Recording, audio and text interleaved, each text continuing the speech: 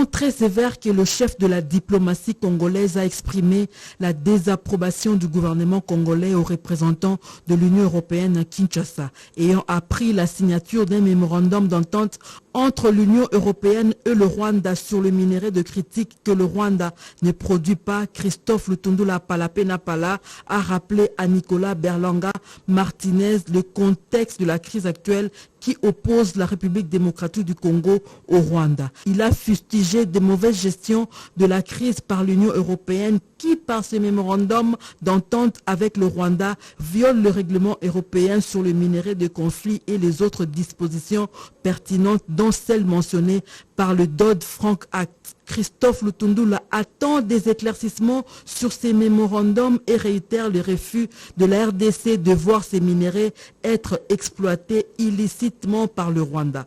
La République démocratique du Congo souhaite que l'Union européenne rappelle au Rwanda de retirer ses troupes de la République démocratique du Congo et qu'elle maintienne son engagement de mener le plaidoyer auprès de tous les acteurs impliqués dans la chaîne des valeurs des minéraux originaires de la République démocratique du Congo. Les vice-premiers ministres, ministres des Affaires étrangères, Christophe Lutundula Palapena-Pala, en face de son interlocuteur, a également rappelé le partenariat qui existe entre l'Union européenne et la RDC, dont le dialogue politique a eu lieu l'année dernière.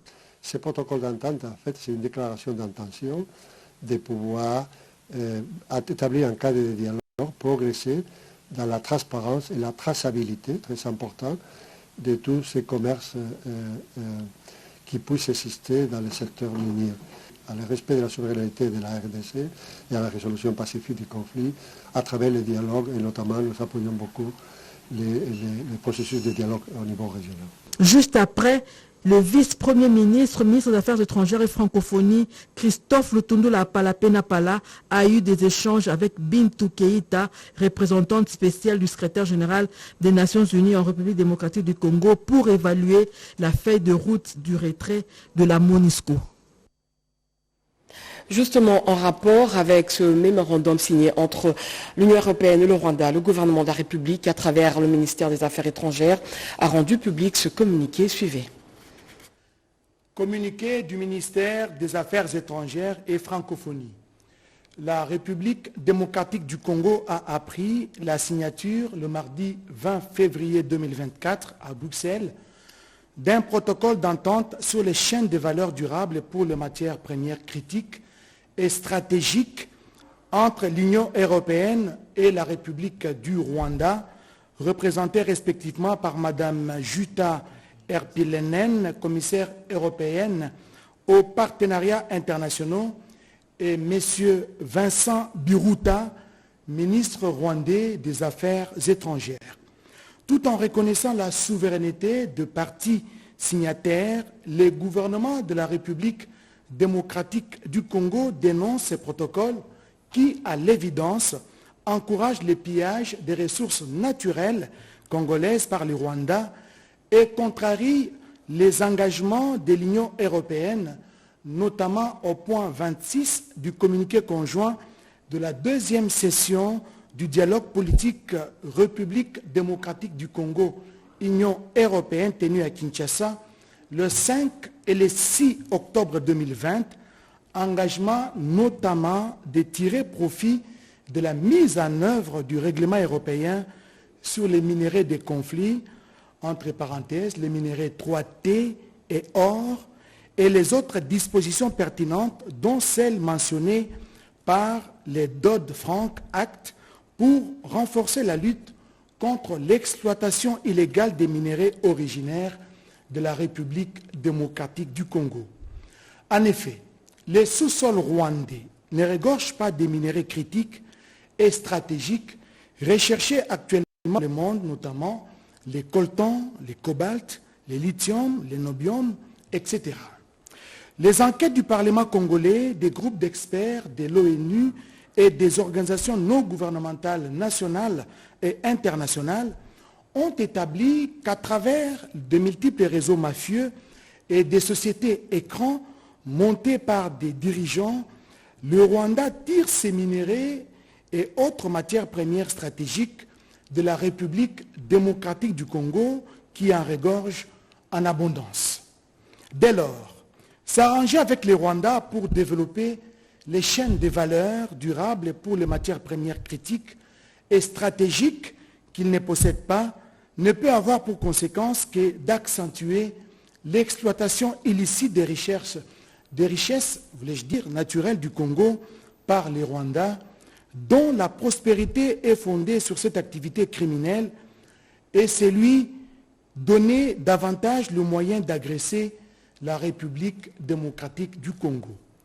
Le gouvernement congolais considère par conséquent la signature du protocole en cause, intervenue du reste peu de temps après la déclaration à Kigali du chef de l'État de la Pologne, pays membre de l'Union européenne, de fournir au Rwanda des armes en cas d'attaque extérieure comme un acte très inamical qui n'est pas de nature à favoriser la confiance mutuelle entre la République démocratique du Congo et l'Union européenne. Le gouvernement de la République démocratique du Congo attend des autorités de l'Union européenne une clarification de ces comportements ambigus alors qu'elles ne cessent d'affirmer leur volonté de contribuer à la fin de la crise sécuritaire à l'est du Congo, ainsi que de l'exploitation illicite de ces richesses naturelles, et de dénoncer et de renforcer au contraire la coopération de l'Union avec elle. Ainsi fait à Kinshasa, le 21 février 2024, Christophe Lutundula Apalapenapala, vice-premier ministre, ministre des Affaires étrangères et francophonie.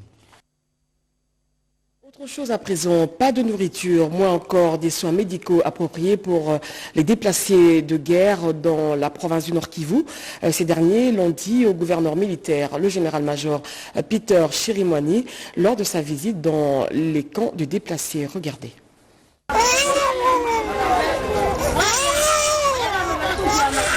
Au moins 100 000 déplacés ont rejoint les camps de déplacés à l'ouest de la ville de Goma. Situation qui déborde le gouvernement et ses partenaires humanitaires venus à la rescousse de ces victimes de la guerre du M23 RDF. Pas de soins de santé, pas de nourriture, pas d'eau, moins encore la sécurité, ont déclaré les locataires de Lushagala, Nzulo, Bulengo et Mugunga devant le gouverneur militaire du Nord Kivu ce mercredi 21 février lors de sa tournée d'inspection.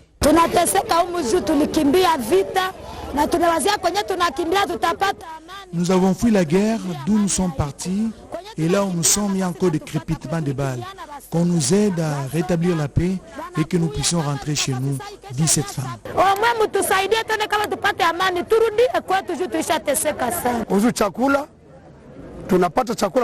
La nourriture est devenue rare et le programme alimentaire mondial qui nous aidait ne nous alimente plus. Nous faisons face à beaucoup de maladies. Quand vous arrivez à l'hôpital, vous allez remarquer que c'est plus la diarrhée qui a affecté la population. L'état des lieux fait par l'autorité provinciale avec ses services techniques et partenaires. Une enveloppe de 25 millions de francs congolais a été déboursée en urgence pendant que d'autres mesures sont en chantier, parmi lesquelles déloger les terroristes du M23 RDF pour un retour des déplacés dans leur milieu d'origine, explique le gouverneur. En faisant l'état des lieux, c'était aussi leur donner des assurances que le chef de l'État est en train de déployer beaucoup d'efforts pour que les déplacés puissent rentrer dans les brefs délais dans leur milieu d'origine. Le chef de l'exécutif provincial du Nord Kivu s'est arrêté plusieurs fois pour échanger individuellement avec les déplacés venus de Chacha, Karouba, Saké, bref, du territoire de Massissi.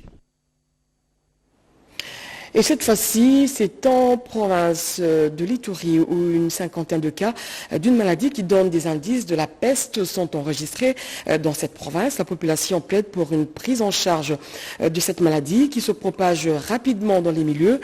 Les experts sanitaires, quant à eux, exhortent la population à renforcer les mesures d'hygiène pour lutter contre les rats, principaux vecteurs de cette maladie. Reportage.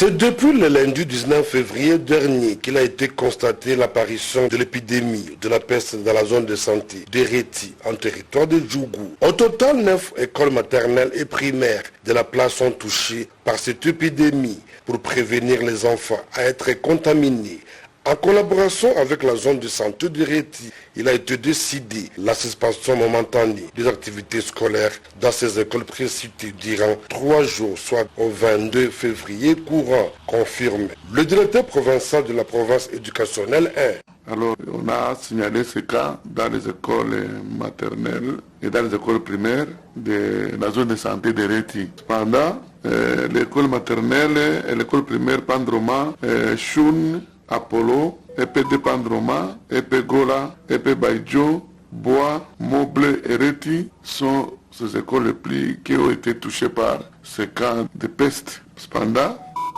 les PST en collaboration avec la zone de santé de Réti, nous avons signé un communiqué conjoint où les écoles doivent arrêter les cours à partir du 20 au 22 février 2024. Alors, pour que les équipes de la zone de santé interviennent dans ces écoles, dans la pulvérisation des médicaments dans les écoles et dans certains ménages. Quelles sont les mesures hygiéniques prises par les autorités scolaires? La réponse avec Jean-Jacques Mansumbuku.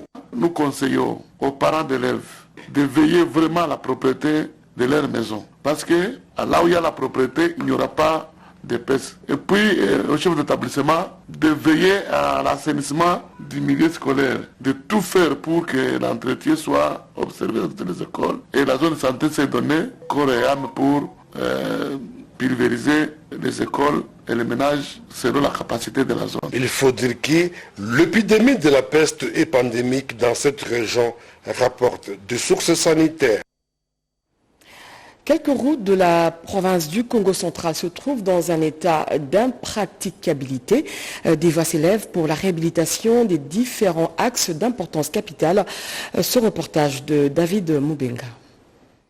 La route qui conduit au site universitaire de Mbanza-Luvaka, partant de la nationale numéro 1 au niveau de Mbanza-Ngungu, se trouve dans un état de délabrement très avancé, ce qui constitue un véritable handicap pour toute personne qui veut se rendre à l'université Congo, que ce soit par véhicule et même par moto.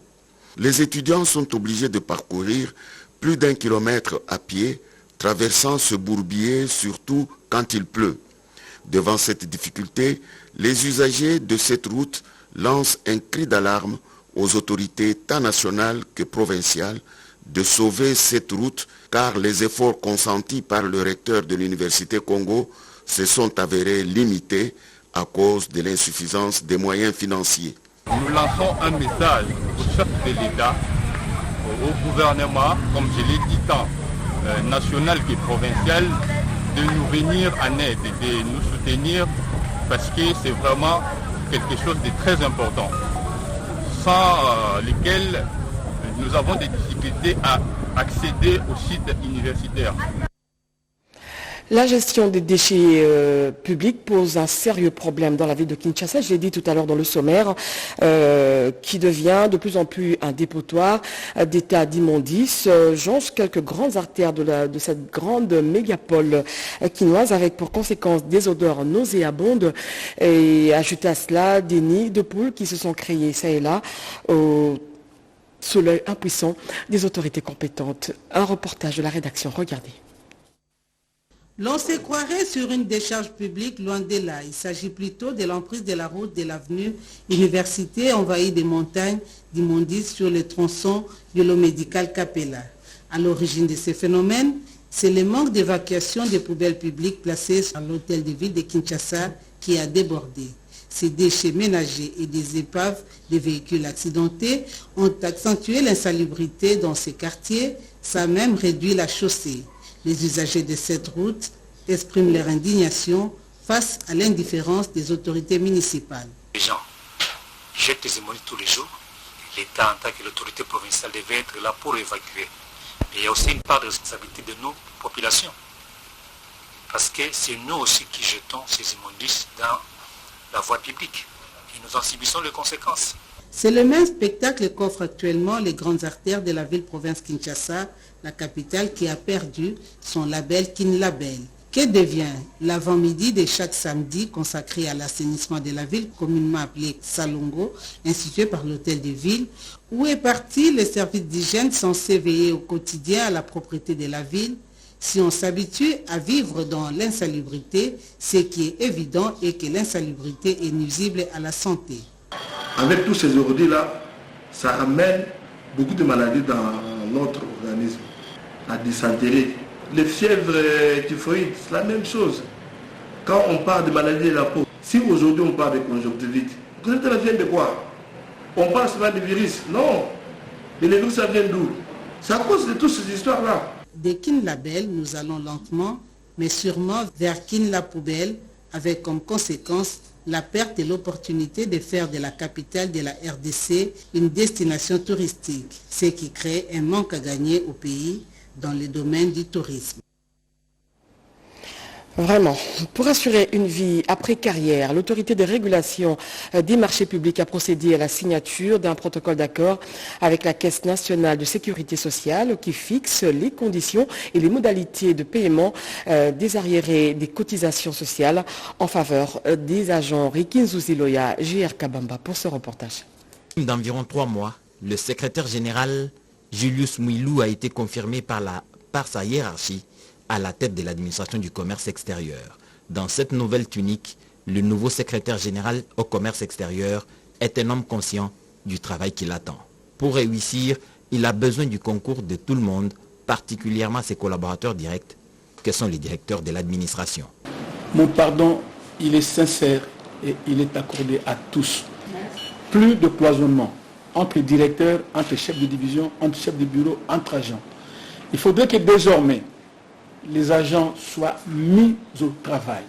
Il a été constaté que chez nous, à peine quelques dizaines de compétences et le reste, ce n'est pas notre affaire. Plus jamais ça. Et s'il y a des compétences, ces compétences-là, nous devons les mettre au profit de notre pays. Nous devons les mettre au profit de ceux qui sont en train de venir après nous. Seule la bonne entente en privilégiant les compétences permettra à cette administration d'affronter les enjeux de la zone de libre-échange continentale. Voilà, vous avez compris qu'il s'agissait du secrétaire général du commerce extérieur qui a été confirmé à son poste par le vice-premier ministre, ministre de la fonction publique. Ce mercredi, Jules Mouilou a pris possession de ses quartiers au siège de l'administration du commerce extérieur. L'inspection générale de la police nationale congolaise est engagée dans une réforme depuis 2017. Elle est dotée d'une mission régalienne et le rôle de sécuriser la population et les biens. Ce projet de réforme initié par le programme d'appui la réforme de la police avec le financement de l'Union européenne doit être vulgarisé. Ce reportage est de Rodé Panda. Depuis leur entrée en fonction, les nouveaux responsables de l'autorité de régulation des marchés publics ARMP s'emploient sans relâche à assainir l'environnement de travail. C'est pour garantir un bel avenir de leurs travailleurs. C'est dans ce cadre qu'il vient d'être signé un protocole d'accord avec la Caisse nationale de sécurité sociale, CNSS, représentée par le directeur général adjoint Didier Omeonga, et l'ARMP, par le directeur général intérimaire Benoît Kalikat. Il porte sur le règlement des arriérés des cotisations sociales de plus de 23 milliards de francs congolais. Qu'est-ce que nous voulions? C'était d'assurer justement l'après-carrière de nos agents de l'ARMP. Par ce protocole d'accord, nous avons d'une part permis à nos agents d'être rassurés. Après la carrière, leur vie va être prise en charge par la CNSS. À la signature, l'ARMP a versé déjà 180 000 $ américains sur le montant global. Le reste se fera par un échéancier arrêté par les parties. Par ce protocole d'accord, la CNSS s'engage à prendre désormais en charge les travailleurs à la retraite de l'ARMP proportionnellement aux sommes encaissées, de quoi satisfaire le staff de l'autorité de régulation des marchés publics. Toutefois, ce présent protocole fera l'objet d'une évaluation semestrielle à relever le contenu du procès verbal. Je disais donc, l'inspection générale de la police nationale congolaise est engagée dans une réforme depuis 2007. Elle est dotée d'une mission régalienne et le rôle de sécuriser la population et ses biens. Ce projet de réforme initié par le programme d'appui à la réforme de la police avec le financement de l'Union européenne doit être vulgarisé. Un reportage de Rodé Panda. Partenaire du gouvernement dans la mise en œuvre de la réforme de la police et sécurité, le programme d'appui à la réforme de la police PARP marque un nouvel élan de compréhension et d'appropriation des missions régaliennes confiées à l'inspection générale de la police nationale congolaise, principalement son rôle et son fonctionnement. L'inspection générale n'a pas voulu entrer en besogne et faire son travail avec le commissariat général de la police sans plus ou moins expliquer pourquoi sommes-nous inspection générale. Nous avons attendu ces jours. Tout est dit, maintenant il nous reste à faire notre travail.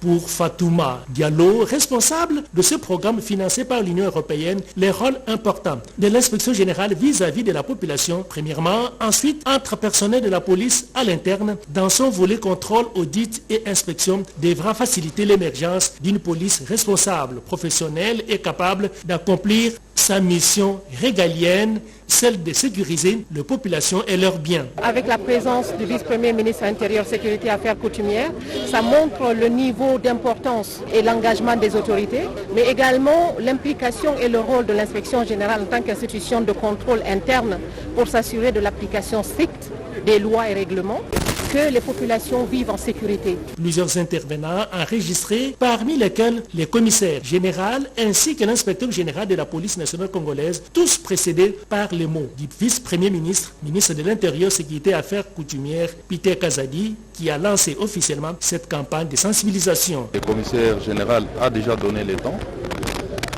en indiquant les règlements et les ordres donnés par la hiérarchie. Mon vœu le plus ardent, c'est de veiller sur la discipline au sein de la police, qui doit être une police républicaine au service du peuple. Après les personnels de la police, le sensibilisateur de l'inspection générale seront déployés sur le terrain dans tous les commissariats et au sein de la population pour une meilleure vulgarisation de cette réforme en vue de pérenniser ce travail de longue haleine. Ouverture hier mardi de l'Assemblée générale ordinaire de la Croix-Rouge RDC. Ces assises de 2 jours ont réuni toutes les 26 branches provinciales. L'objectif était d'évaluer et recadrer sur base des défis à relever, les points à améliorer, les différentes réalisations au profit des personnes vulnérables. Patricia Ungu, Joël Makele. Parmi les missions assignées à la Croix-Rouge, l'on note avec un l'assistance humanitaire aux personnes touchées par les conflits dont l'existence se trouve menacée. C'est dans la logique de la consolidation des missions qu'elle s'est réunie à Kinshasa pour une assemblée générale ordinaire. Les délégués de 26 provinces vont se soumettre à l'exercice visant à développer une entreprise nationale bénévole qui, du reste, reçoit l'appui du chef de l'État. C'est au cours de cette assemblée dite de tous les espoirs, a déclaré le président national. En 2023, nous avons travaillé sous le thème « Faisons tout avec le cœur ». Ce thème sort de la pensée poussée de la Croix-Rouge et du Croissant-Rouge. Tiré de notre mission, j'ai cité « Prévenir les maladies, soulager les souffrances, améliorer les conditions d'existence des populations les plus vulnérables auxquelles se trouvent sans distinction aucune des races, des religions, ni d'appartenance politique à travers les programmes de développement communautaire durables, les activités de secours lors des catastrophes. La représentante du comité international de la Croix-Rouge venue de Genève a salué la tenue de cette assemblée statutaire. Ces assises revêtent une importance capitale au regard du contenu de matières qui seront traitées pour assurer la finalité, une efficacité organisationnelle de la Croix-Rouge RDC. Jour pour jour, voici 42 ans depuis que Jean Bolikango, l'un des pionniers de l'indépendance, est décédé. Pour se rappeler de sa mémoire, le Parti pour l'unité nationale, le PANU, est allé se recueillir devant sa tombe en y déposant une gerbe de fleurs. Cédric Kinina était présent. Jean Bolikango, un nom qui sonne indépendance. Et oui, il est l'un des pionniers à avoir pris part à la table ronde de Bruxelles en Belgique. Et son nom s'effredonne dans la célèbre chanson Indépendance Tcha-Tcha. 42 ans après sa mort, les pays se souviennent de cet homme politique. L'honneur lui a été rendu par Élisée Mukomwana à la tête du Parti de l'unité nationale, initiative de Jean Bolikango. C'est une façon d'honorer cette icône pour la République démocratique du Congo. C'est lui qui a participé à la table ronde de Bruxelles pour l'indépendance de la République démocratique du Congo, dont les gens peut-être ne connaissent pas comme tel. Vous connaissez les chansons Bolikango, les chansons de l'indépendance. On commence toujours par cette icône par rapport à d'autres leaders. Donc ça montre le niveau qu'il avait à cette époque pendant ses activités et l'obtention de l'indépendance de la République démocratique du Congo. Un témoignage positif à titre posthume qui fait de cet homme d'État une figure de la naissance du Congo après la colonisation belge. Et puis se communiquer avant de boucler ce journal.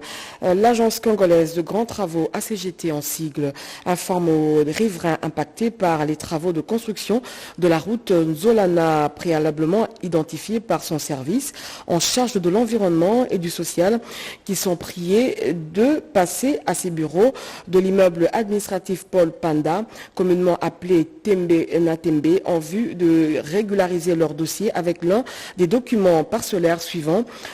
Certificat d'enregistrement, livret de logeur, fiche parcellaire ou contrat de location pour les terrains non mis en valeur. Ceci en vue de la signature des protocoles d'accord sur l'indemnisation qui doit être payée. Les pièces à verser au dossier doivent être des originaux à la date butoir de signature des protocoles d'accord est fixée au mercredi 5 mars 2023. Il sera organisé une séance de sensibilisation de tous les riverains concernés sur le terrain en date du mardi 27 février 2024. C'est un communiqué signé par la coordination de la direction générale. Fin de ce journal, mesdames, messieurs. Merci de l'avoir suivi. Je vous retrouve lundi et mardi et mercredi prochain, toujours à la même heure avec le même plaisir. Je vous dis au revoir et surtout portez-vous bien.